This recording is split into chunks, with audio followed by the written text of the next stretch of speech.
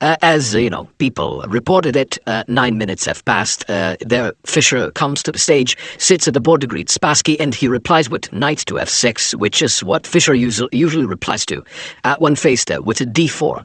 And okay, the game starts. We have c4, e6, and knight to f3. Spassky, for now, avoids the Nimzo-Indian and offers Fischer the opportunity to go for the Queen's Indian defense. But Fischer ignores this, and a forced transpose into the Queen's Gambit declined. We have knight to c3 by Spassky, and bishop to b4. Now, again, there might be a Nimzo-Indian on the board, and in fact Spassky does play e3, and goes into this very timid line of the Nimzo-Indian defense, but by this move order he avoids a lot of very sharp lines that would have been available for black. On the other hand, instead of this bishop to b4 move, Fischer usually did enjoy to play c5, but we've already seen c5 in Spassky's game against Tigran Petrosian, where he won a very nice game in game 5 in his championship match against Tigran Petrosian. So bishop to b4. We have e3, avoiding all the scary lines. We have castles by Fischer, and now bishop to d3. And okay, Fischer now goes for c5. We have castles, and now comes knight to c6. We have a3, attacking the bishop, and here this is a well-known position in the Nimzo-Indian defense. Moves like bishop captures on c3 or c captures on d4 are quite the usual responses here, but here Fischer actually goes for a bishop to a5. And here, this is the first moment in the game where Spassky doesn't reply automatically here. Spassky has to think about his reply, so he was not ready for this bishop to a5 move. So it seems that Fischer definitely out-prepared Spassky. And here, after bishop to a5, we have knight to e2. After some consideration, Spassky played this knight to e2, and here it was clear, not to Spassky at the time he played this move, but to those whose job was to prepare Spassky. Knight to e2 is a move Spassky already played 14 years ago against Grandmaster Nikolai Krovius. Grandmaster Nikolai Krovius is one of the two grandmasters that serve as Spassky's second during the championship match with Fischer. First one being Grandmaster Effin Geller, and this move, like I said, was already played, and Fischer knew this because Fischer had this red book of 355 Spassky's games that he probably knew by heart, and in this book also this game against Nikolai Krovius, who was present there in this game. Knight e2 was played, and here we have d captures on c4. D captures on c4. Okay, d captures on c4, and we have bishop captures on c4. Bishop to b6, now defending the c5 pawn, and now d captures on c5. The same as in the game with Nikolai Krovius, but in that game, bishop captures on c5 was played. Here, Fischer takes a different approach. Queen captures queen, so immediately exchanging queens. Rook captures on d1, and now bishop captures on c5. So, it's only move 12, but Fischer already got the queens off the board, and the two pawns on the queen side for each players, and 4 pawns on the king side. The material is completely equal, so a pleasant position to have for black against a world champion already on move 12. b4. Attacking Fischer's bishop. Bishop goes back to e7, and now bishop to b2. And here bishop to d7, a very nice move by Fischer. The idea is that at some point this knight will move, and then Fischer will use this bishop to a4 move to get a tempo on this rook and develop all of his pieces. Here bishop captures on f6 isn't all that impressive, because bishop captures, and after rook captures on d7, rook captures, bishop captures rook on a1. So black would of course be better here. So here we have rook a to c1, and now rook f to d8, knight e to d4, knight captures, and now comes bishop to a4, the move we discussed that allows Fischer to activate his pieces. Bishop to b3 by Spassky, a very nice move by Spassky that you have to see that bishop captures on b3 was played in the game, but rook captures on d4 doesn't really do anything for black, because of course you will ignore the rook, you will not capture the rook and allow bishop captures. But you will play bishop captures bishop immediately, and then after rook captures we have rook captures on d1, and now rook to d8. Rook captures, and after white brings back the bishop, you have the material is equal on the board, but everyone would prefer the bishop bear against the bishop and the knight here. So after bishop to b3, we have bishop captures, knight captures, and now rook captures on d1. Rook captures on d1, and now rook to c8. And here, Fischer says that his rook on the c file is more impressive than Spassky's rook on the d file, because Fischer here controls the d squares and also the knight controls the d7. So there's no way for Spassky to ever infiltrate Fischer's position here, whereas Spassky only controls c1 and c3, not so much c2. But still, it's not so easy to take advantage of this in any way. Here, king to f1 is played. You don't really achieve anything with bishop captures on f6. You do remove the defender of the d7 square, but then if you go for this, for example, rook c3, after rook captures, of course, you cannot capture the knight immediately due to the mate threats on the back rank. But then after h5 and white decides to move the rook, you move the knight can move the knight further back, and only then do you recapture the pawn material is equal. But perhaps the outside pass pawn will, well, it's not passed just yet, but the outside pawn perhaps will be a bit more meaningful, and it is a knight against a bishop against a knight. So simply improving the position of the king. King to f1. Fischer does the same, king to f8, and the area is similar. Fischer can't infiltrate immediately via rook to c2, because now bishop captures, and now after g captures, you get this rook to d7 again with some threats here. So Fischer improves the position of this king. King to f8, we have king to e2. Spassky improves the position of the king even further, and now knight to e4. Already, if white is, not so careful, for example, if something like h4, a silly move is played, then rook to c2. This is the threat. This would win the game. It's check. You're gonna lose the bishop. And if you try to attack the knight, then even f5 with ideas of capturing an f2 with checkmate are possible. So after knight to e4, rook to c1, simply countering Fischer's rook on the c-file, and now we have rook captures on c1. Bishop captures on c1, and now f6.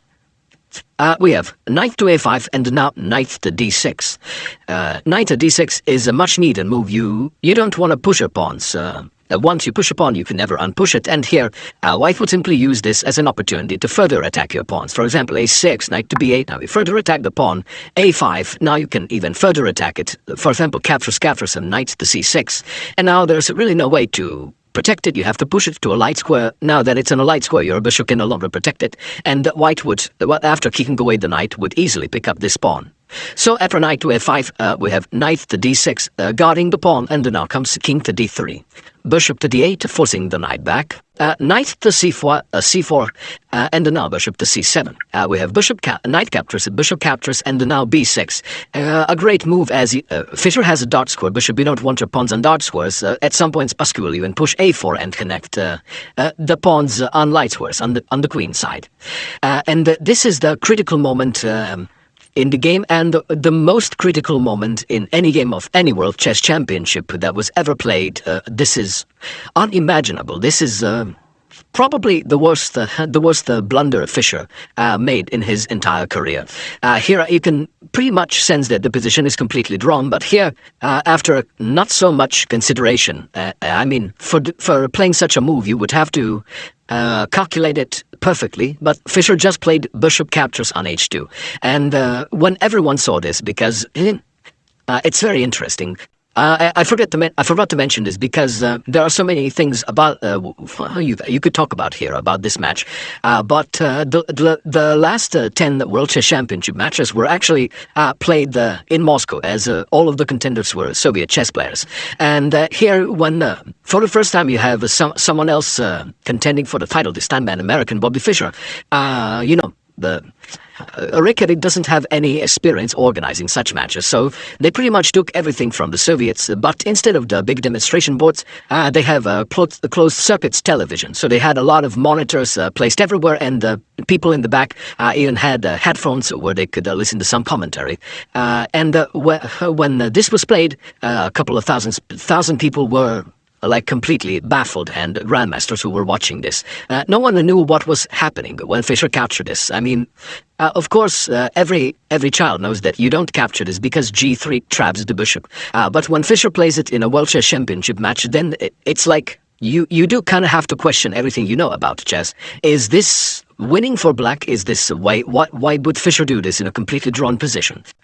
So it didn't take Spassky all that much time to reply. He simply played g3, which is what everyone would play, and now everyone was okay. What now? And okay, Fischer continued. h5. We have king to e2. h4, king to f3. And now, after king came to f3, they say that Fischer saw this and realized that Perhaps he might have missed something. Here Fischer figured out that he probably missed something. So okay, king to e7 was played. We have king to e7 and now king to g2 as the bishop is trapped. This is well known. H captures on g3. We have f captures on g3. Bishop captures, king captures, and now king to d6. So are two pawns compensation enough for Spassky's extra piece? a4. This is definitely the best idea. Connecting his pawns and also preparing a bishop to a3. If you played something like king to f3 to start improving the position of your king, then after king to c5, threatening to capture this, it's black would have at least a drawn endgame, because now you can start grabbing pawns on the queen side. So after king to d6, a4, Spassky goes for the best idea. We have king to d5, and now bishop to a3. Again, the best move, simply controlling the dark squares on the queen side. Again, if you tried something like, instead of bishop to a3, king to f3 again, then king to c4 would have been enough for black. For example, bishop to a3, but now b6.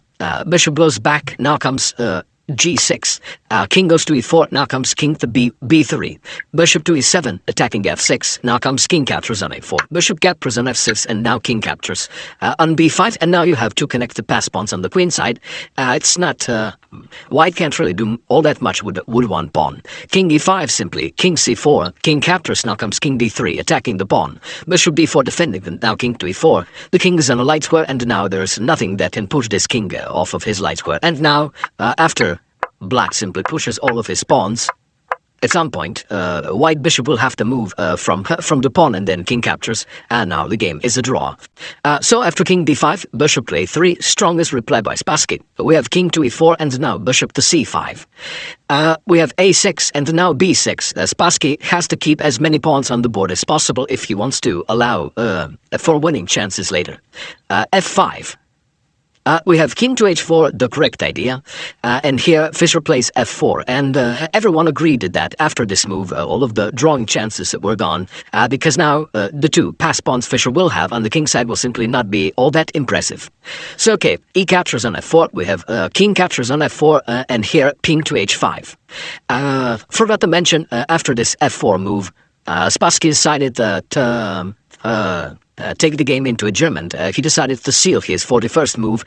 I was pretty obvious which his 41st move will be, so it wasn't like a surprise or anything, but he had to waste 25 minutes on the clock of his own time to seal the move here and continue the game tomorrow during adjournment. But it was well worth it, because better do it now and then find a winning game at home.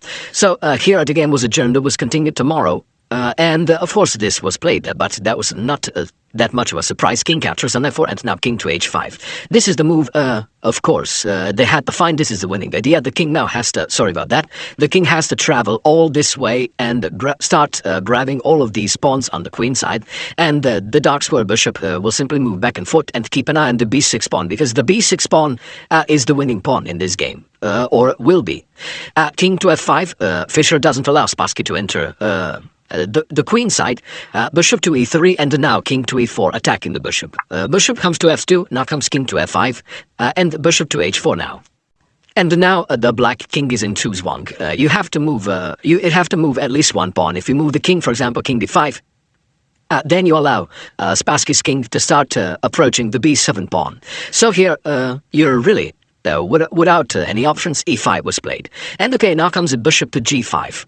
We have e4, and now bishop to e3, again with the idea of putting black in two swung. So you have to move the king, and now comes king to g4. The white king is out of his prison. King to e5, now comes king to g5, and now king to d5.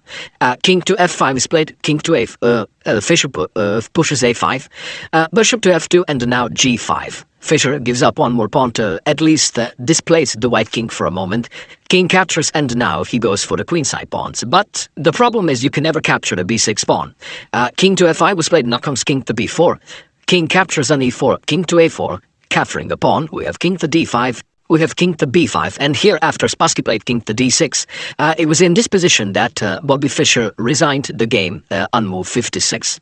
Why did he resign? Well, whatever he does, he can never capture the b6 pawn, and Spassky will simply capture the b7 pawn. For example, he can start pushing his own pass pawn.